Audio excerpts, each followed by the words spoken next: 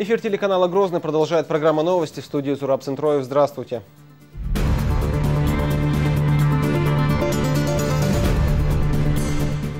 Культура, туризм, рынок труда и социальные льготы. Кабинет министров одобрил поправки в ряд законопроектов. За 55 дней исколесить 90 городов и 25 тысяч километров. Я рад, что имею такую честь участвовать в таком процессе на таком историческом автомобиле. По всей стране проходит автопробег к юбилею Великой Отечественной войны. Лучшие из них представят республику на первенстве СКФО. Наша задача выявить лучшего, потому что эти ребята будут представлять нашу республику. В Гудермесе прошел финал первенства Чечни по боксу среди юношей.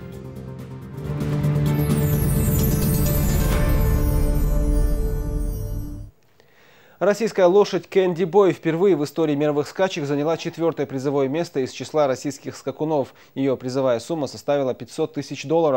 Решением судейской коллегии скачек на приз Кубок мира Кэнди Бой признана самой красивой и ухоженной лошадью из всех участниц. Полный обзор скачек в Дубае у Магомеда Салтамурадова. Берега Персидского залива в очередной раз принимают знаменитых жокеев, владельцев самых лучших беговых лошадей и изысканную публику. Один только призовой фонд в главном забеге фестиваля Dubai World Cup составляет $10 миллионов. За происходящим на ипподроме Мейдан наблюдают 60 тысяч зрителей и миллионы телезрителей. В их числе глава Чечни вместе с членами семьи, а также его соратники. На ежегодных скачках Рамзан Кадыров всегда желанный гость. И в кругу лидеров арабского мира он уже давно свой человек. Поэтому каждый раз ему устраивают такой теплый прием. Поприветствовал Рамзана Кадырова и премьер-министр и вице-президент Объединенных Арабских Эмиратов, правитель Дубая шейх Мухаммед бен Рашид Аль-Мактум и его сын, наследный принц Хамд ибн Мухаммед Аль-Мактум. В финале Кубка в главном забеге вечера Dubai World Cup на 2000 метров выступает российский чистокровный жеребец английской породы Кэнди Бой, имеющий за плечами огромный опыт в крупных американских скачках. Он неоднократно завоевывал лидирующие места. Соперники тоже не из простых. Каждая лошадь, заявленная в соревновании, имеет статус лучшей из лучших, так что приходится нелегко. Но Кэнди Бой, перейдя финишную прямую четвертым, в очередной раз оказывается в числе призеров и завоевывает $500 000. Таким образом, впервые в истории мировых скачек скакун, выступающий от России, занял место на призовом пьедестале Кубка мира. That maybe he would have deserved. He is an 8-year-old. I believe that makes him the oldest World Cup winner.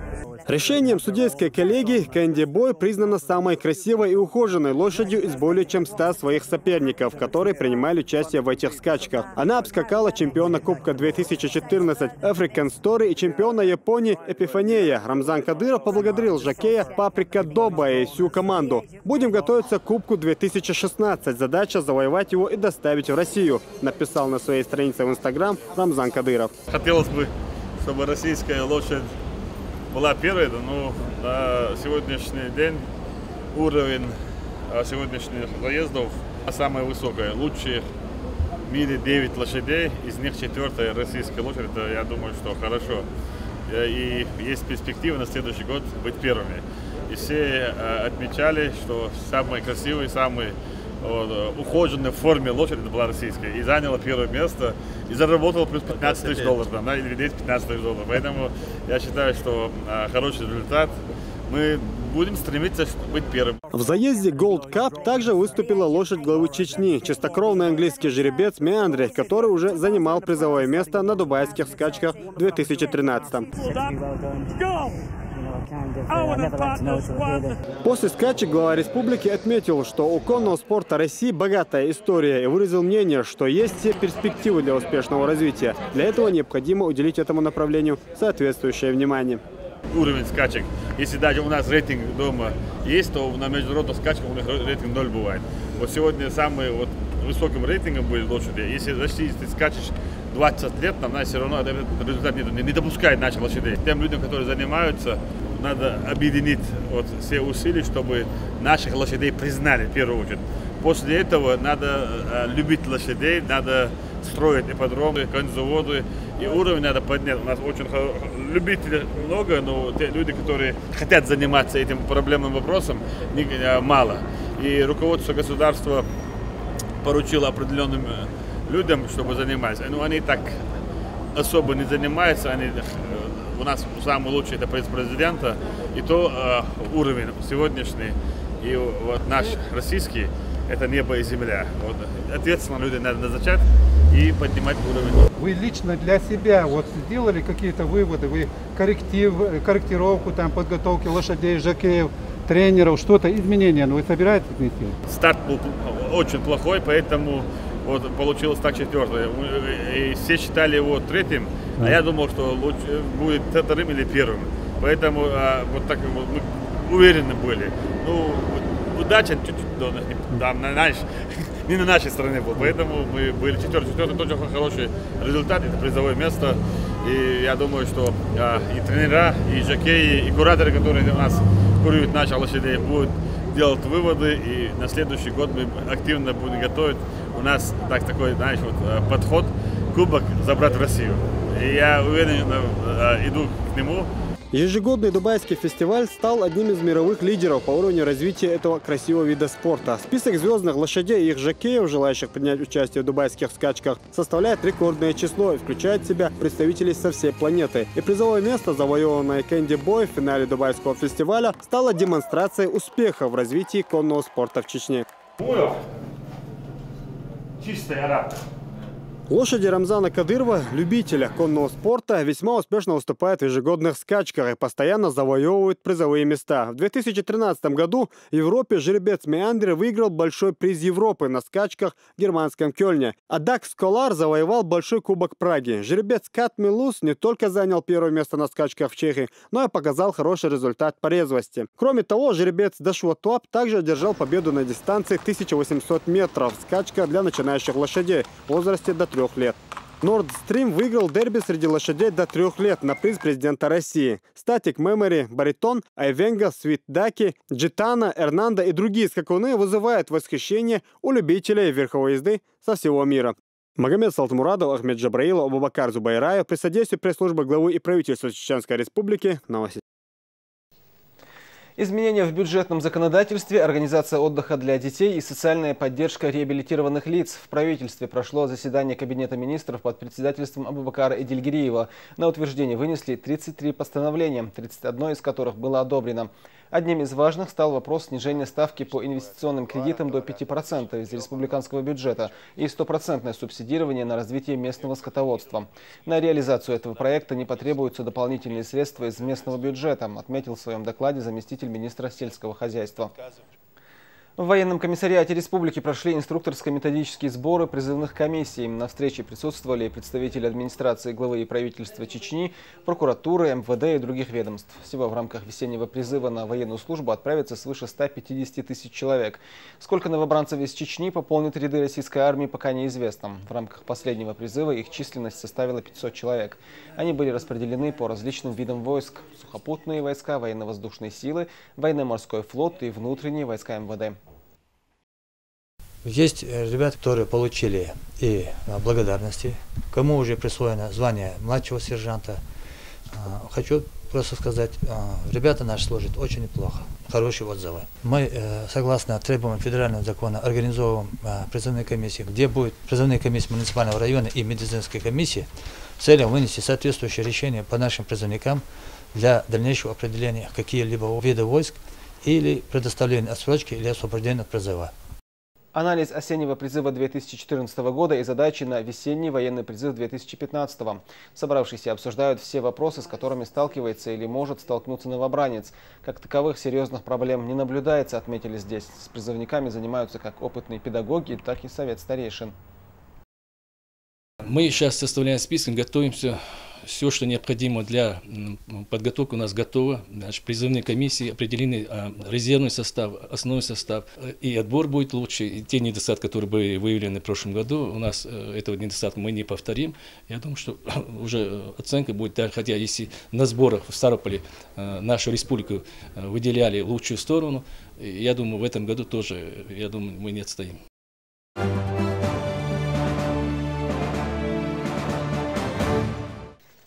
Накануне в Ленинском районе столицы произошло трагическое ДТП. При переходе дороги грузовым автомобилем насмерть сбита женщина. Личность погибшей удалось установить только сегодня, после того, как родственники опознали ее. Зара Юсупова жила недалеко от места происшествия и возвращалась домой. Все подробности у Аслана Ильбукаева. Этот ролик сейчас в телефоне почти каждого жителя Чечни. Заснятый на видеорегистратор момент, когда грузовой автомобиль сбивает пожилую женщину, распространился буквально за несколько часов. Трагический случай произошел в Ленинском районе Грозного на бульваре Дудаева. Позже стало известно, что пострадавшая скончалась по дороге в больницу. Вот именно на этом месте и произошло ДТП. Женщина переходила дорогу, но при этом не смотрела по сторонам. А водитель грузового автомобиля, который двигался по средней линии, просто не успел среагировать, когда она выскочила из стоящего справа автомобиля. Сразу после произошедшего компетентные органы занялись выяснением всех подробностей. Однако дело осложнял тот факт, что при женщине не было никаких документов. И найти родственников удалось только сегодня. Погибшая оказалась Зара Тюсупова, 1952 года рождения. Четко была снята момент вот этого наезда. Непонятно, как женщина переходила дорогу. Непонятно действие и водителя, но по этому факту будет проводиться расследование дорожно-транспортного происшествия. Родных или знакомых погибшей искали не только сотрудники МВД, но и родственники водителя грузовика. Они обходили частные дома и дворы многоэтажек в Ленинском районе столицы.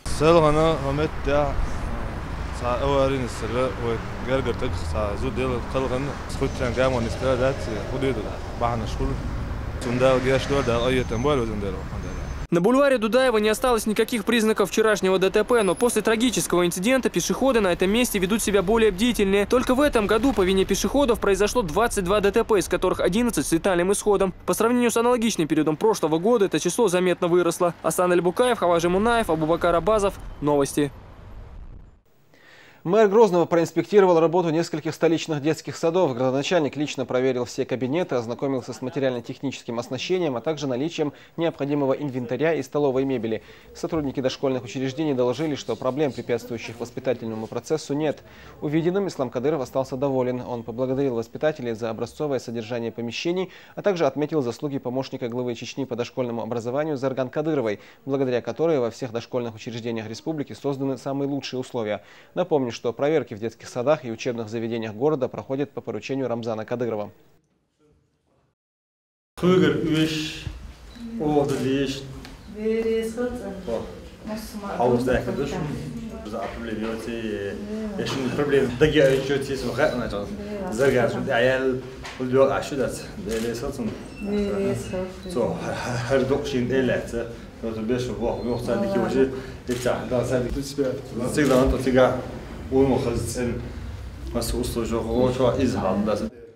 Также специальная комиссия по проверкам дошкольных и общеобразовательных учреждений столицы побывала в школах номер 7 и 54. Здесь проверили, насколько эффективно выполнены поручения мэра. Напомню, ранее в ходе своей инспекции Ислам Кадыров поручил директорам этих школ организовать субботники и провести ремонт мебели. В столице продолжается строительство новой школы. Социально значимая стройплощадка развернулась в Ленинском районе. Школа рассчитана на 700 мест. Учебное заведение будет введено в эксплуатацию уже в сентябре этого года. Все подробности узнавала Динара Мурадова.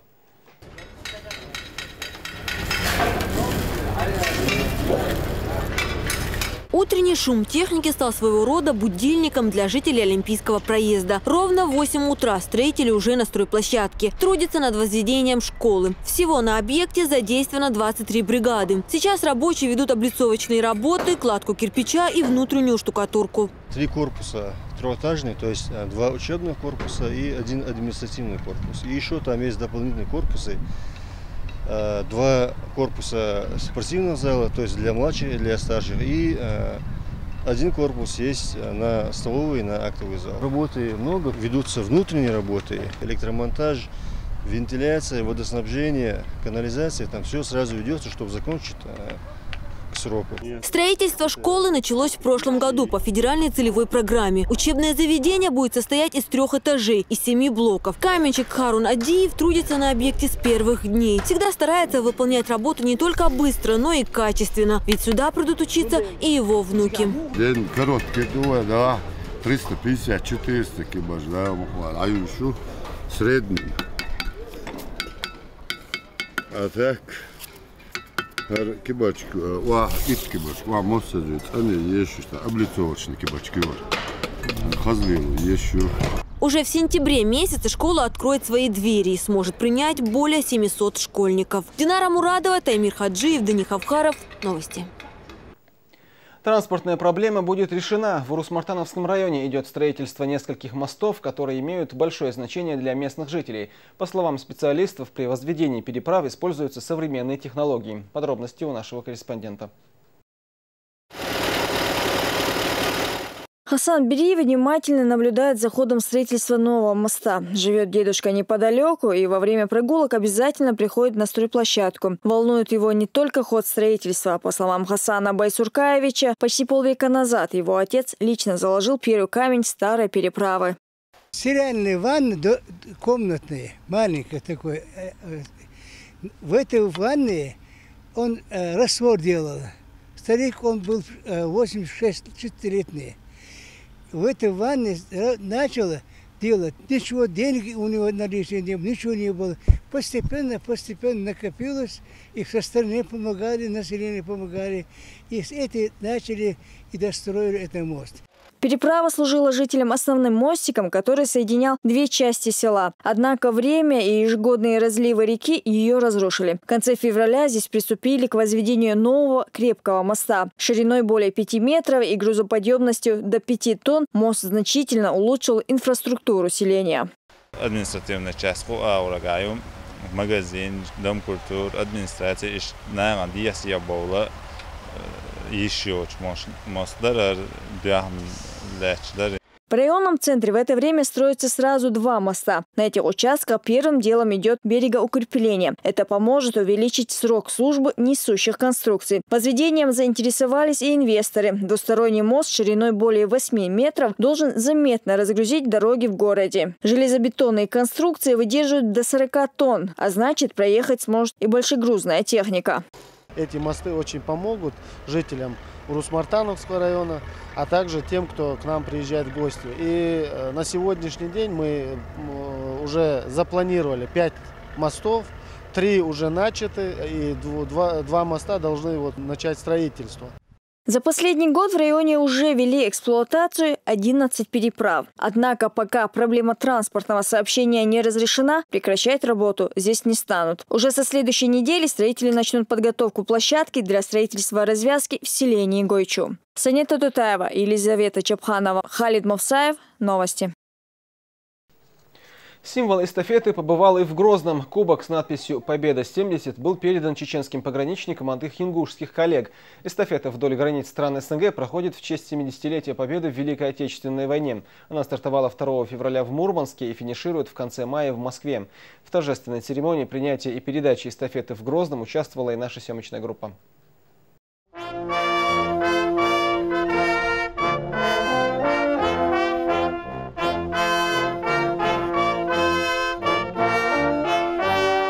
Песни, марши, цветы. На Аллее Славы под аккомпанемент духовых инструментов проходит всероссийская патриотическая акция «Эстафета Победы» в честь 70-й годовщины Победы в Великой Отечественной войне.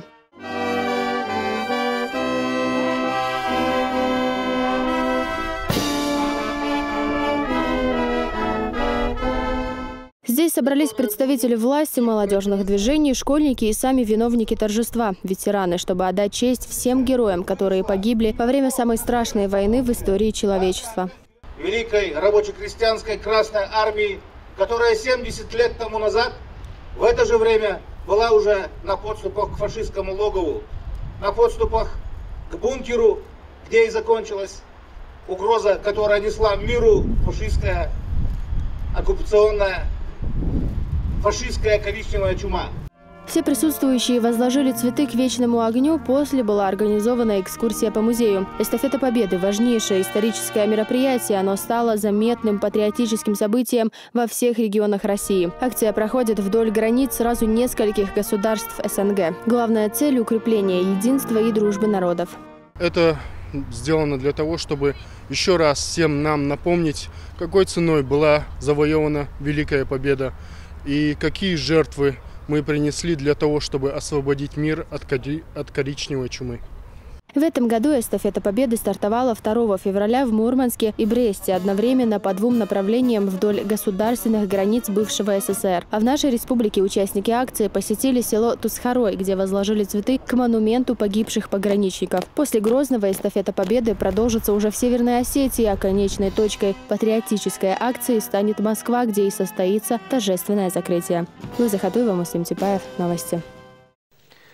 И в продолжении темы 90 городов за 55 дней. По всей стране проходит автопробег, посвященный 70-летию Победы в Великой Отечественной войне и 71-й годовщине освобождения Крыма, Украины, Белоруссии и Молдавии от немецко-фашистских захватчиков. Участники автопробега планируют преодолеть 25 тысяч километров пути. Подробности в следующем материале. Эта красавица уже проехала более 6 тысяч километров, однако это лишь четверть всего пути. Автомобиль ГАЗ-М20, более известный как «Советская Победа», возглавляет автопробег. Целый год машину готовили к этому путешествию. Путь не из легких, ни много ни мало 25 тысяч километров. Постарались механики на славу. В свои 62 «Советская королева» выглядит неплохо. Я рад, что имею такую честь, возможность в своей личной жизни участвовать в таком процессе на таком историческом автомобиле. Автопробег проводится уже 4 года подряд. Традиционно путь лежит через города-герои, города воинской славы и обладателей Ордена Отечественной войны первой степени. В Чечне участников автомарша торжественно встречают представители Сунжинской районной администрации, министерств и общественных движений. Спасибо. Пожалуйста. Обращайтесь, пробуйте нашу. Пожалуйста, качайтесь. Спасибо. Старт нынешнему автопробегу дали в городе-герое Севастополе. В годовщину присоединения Крыма к России в марше «Наша Великая Победа» участвуют 5 международных экипажей, 10 общественных организаций из Российской Федерации, а также Украины, Приднестровья, Южной Осетии, Абхазии, Азербайджана, Беларуси и Казахстана. Каждый народ внес свою достойную лепту в победу над немецко-фашистскими захватчиками. И что пример наших отцов, дедов и прадедов – это пример для нас сегодняшних. Мы большой, самодостаточный, многонациональный народ, мы большой великой Родины. В каждом городе участники встречаются с местным населением. Чеченское гостеприимство и войнарский колорит задали дружескую атмосферу с самого начала пребывания гостей в нашей республике. В живописном уголке музея под открытым небом Донди-Юрт посреди сторожевых башен устроили небольшой привал. Стихи и песни военных лет хранят переживания фронтовиков и их близких. Здесь говорят и не просто о подвиге отцов. Здесь призывают уважать историческую память. Это дан уважение к нашим отцам, дедам. Вот. Это отличается тем, что те, кто сегодня вышли, они, можно сказать, действительно патриоты своего народа. За время пребывания в республике участники акции познакомились с архитектурой Гудермеса и столицы Чечни. Мечеть, высотный комплекс и другие объекты запечатлели в памятных фото. На аллее славы гостей приветствовали представители республиканских властей. Мы один народ, и мы будем победу праздновать вместе. Это наша победа. Большое спасибо от имени нашего главы республики, героя России Рамзана Ахмадовича, от имени председателя парламента Духла Баштаевича, от имени народа чеченского сказать вам большое спасибо. Патриотическое мероприятие продолжилось торжественным возложением цветов к мемориалу памяти первого президента Героя России Ахмада Хаджи Кадырова. Затем развернули 200-метровую копию Знамени Победы. Именно так выглядел флаг, который водрузили над Рейхстагом в 45-м. Слава многонациональному советскому народу-победителю!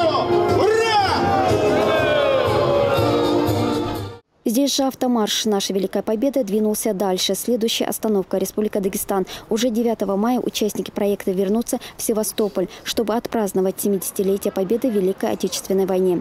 Зарайда Дамирова, Елизавета Чепханова, Мурат Эльбукаев. Новости. В Великой Отечественной войне воевали миллионы солдат советской армии, а те, кто в силу юного возраста не имел возможности встать на линию фронта, трудился на многочисленных фабриках и заводах. Один из них – труженик тыла Зила Гайрбеков. В рамках нашей рубрики «70 лет Победы» с ним пообщалась Лиза Чепханова.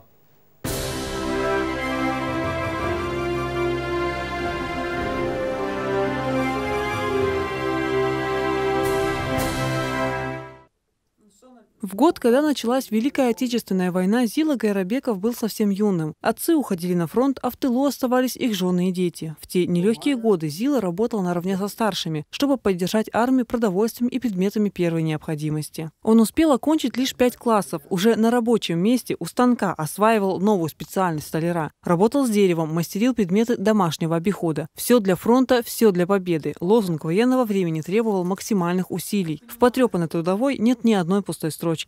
70-ті года я люер. Тут я сооза я люер. Вущу еш военкомату елю. Орша таттаруш. Об отпусках и сверхурочных тогда и не думали, рассказывает труженик тыла. Вставать приходилось чуть свет, помогали старшим справиться с объемом работ. Внуки часто просят Зилу Гайрабекова рассказать о молодости. 12-летний Умар Гайрабеков каждый раз удивляется, как дедушка, будучи его сверстником, в годы войны справлялся с таким тяжелым трудом.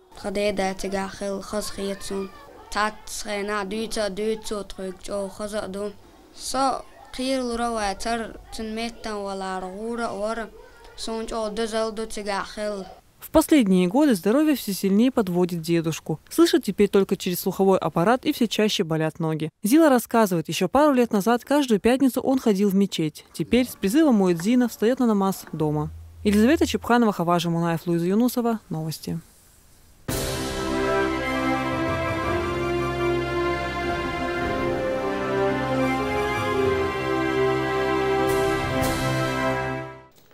В Гудермесе прошел финал первенства Чеченской Республики по боксу среди юношей. За победу боролись 17 пар, и только лучшие представят республику на первенстве СКФО, которое пройдет в апреле в Карачаево-Черкесии. Слово нашему корреспонденту. Сейчас Мурадов Дадаев готовится к финальному поединку. За 3 года боксерской карьеры он уже стал победителем нескольких всероссийских соревнований. Чтобы выйти в финал, Мураду пришлось выиграть 4 боя. Однако в главном бою ему не удалось одолеть соперника. Он уступил всего лишь несколько баллов. Бокс қазақ ертең тренировка дұққаню спортзал мәлі құма өшу В первенстве Чеченской Республики по боксу среди юношей 2001-2002 годов в финал вышли 18 пар. Все они из разных районов республики. По словам судей, каждый удар, дошедший до цели, несомненно будет учтен. Баллы считаются по ударам, дошедшим до цели. Уровень боксеров, конечно, хороший, да, и почти одинаковый. И очень трудно приходится выделять из них лучше. Но наша задача выявить лучшего, потому что эти ребята будут представлять нашу республику в дальнейшем на СКФО. Каждый из 3 раундов длится 1,5 минуты. Те, кто сумеет устоять в этом испытании, смогут представить республику на первенстве СКФО, которое пройдет в апреле этого года в Карачаево-Черкесии. Первенству сегодняшнему предшествовало еще зональные бои, которые проходили, скажем, по зонам нашей республики, которое было разделено на сектора. На данных соревнованиях, скажем, отобрались по итогам зональных соревнований более 230 спортсменов, боксеров, молодых. И я хочу заметить, что последний год-два заметно такой шаг в сторону, скажем, технического такого оснащения боксеров, скажем. Бокс изменился в лучшую сторону в техническом плане. Не обошлось здесь и без наград. Для победителей состязаний спортивный клуб «Ахмат» подготовил ценные подарки, кубки и грамоты. Сайхан Сенсаев, Ахмед Джабраилов, Джамал Каджалиев. Новости. И это был последний материал нашего выпуска. Я благодарю вас за внимание. Адеквел Шумаш Айл.